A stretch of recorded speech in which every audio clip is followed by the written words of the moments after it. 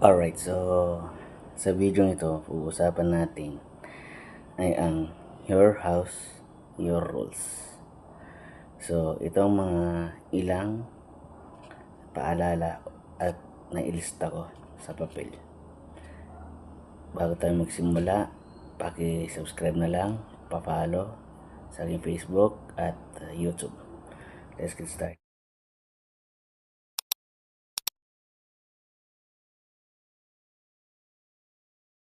Number 1 ay dapat iisa ang hari at reyna sa bahay ninyo.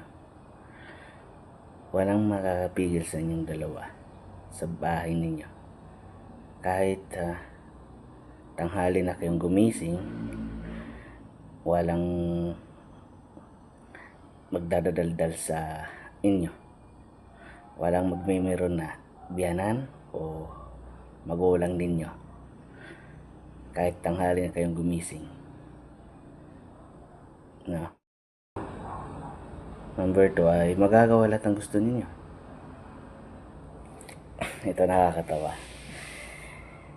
Kahit maghapon kayong magkatihaya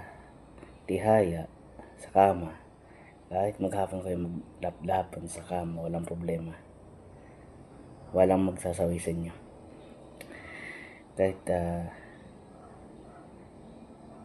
Kahit anong gawin ninyo sa bahay, walang problema sa inyo.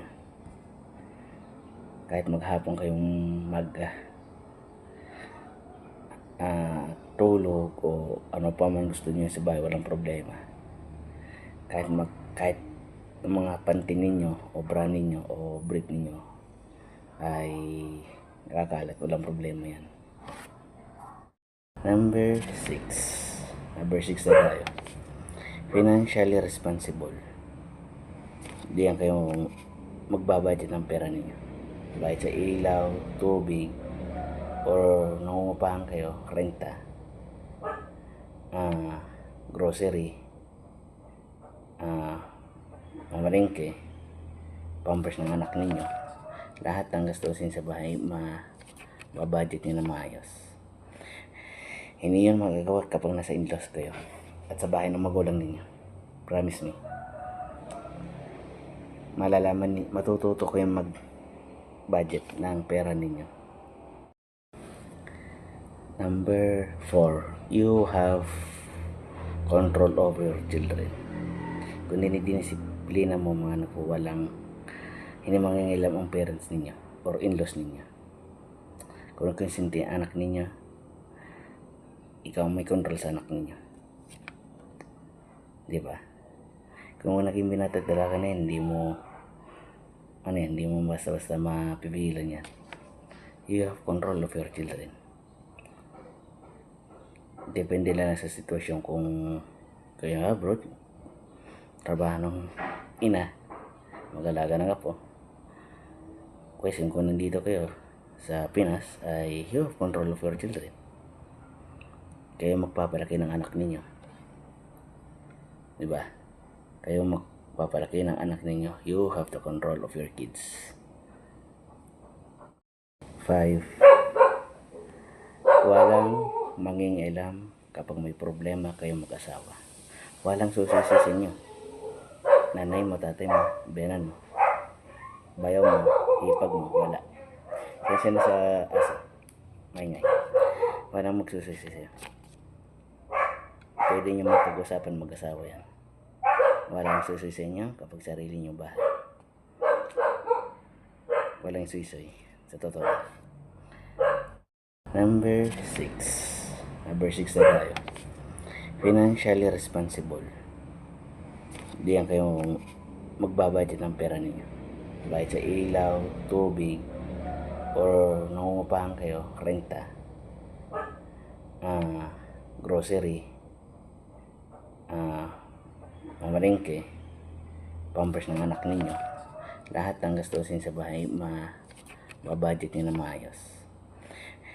Hindi yun magagawa kapag nasa in-laws kayo at sa bahay ng magulang ninyo. Promise me. Matututo kayong mag-budget ng pera ninyo. So number 7 guys ay You grow as a husband and wife. Wala akong masasabi sa linya ito, you grow as a husband and wife. Kahit anong mayroon sa inyo, makasikat man kayo isa sa inyo, kayo mag-asawa. You grow as a husband and wife.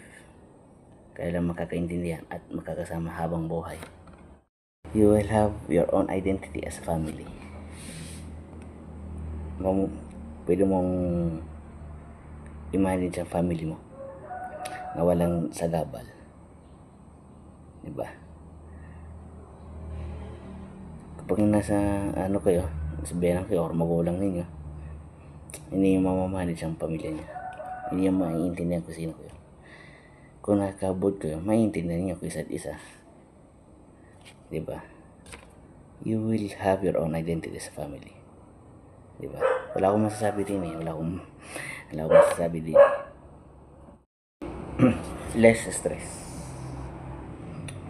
Hindi kami stress sa bahay niyo. Kahit magbimbangan kayo maghapon, sabi ko sa number 1, kahit magbimbangan kayo maghapon, wala problema. Kahit ang panty ng asawa mo, bra ng asawa mo, brief ng asawa mo, walang problema. Hindi ka may stress. Kahit ang kakalat pang gamit niyo, walang may stress. Kasi sa nasbihan ka, o sa magulang ka, parang AK-47 bunga ang ina mo. Peace. Kahit ang kalat ang pinagkainan niyo sa lababo, walang stress sa bahay. Pag uwi mo, pag gusto mo matulog, walang problema. Kahit ang halik kumising, walang problema. Diba? Kahit nakilata maghapon, magdamag, walang problema. Hindi ka may stress. So last is peace of mind.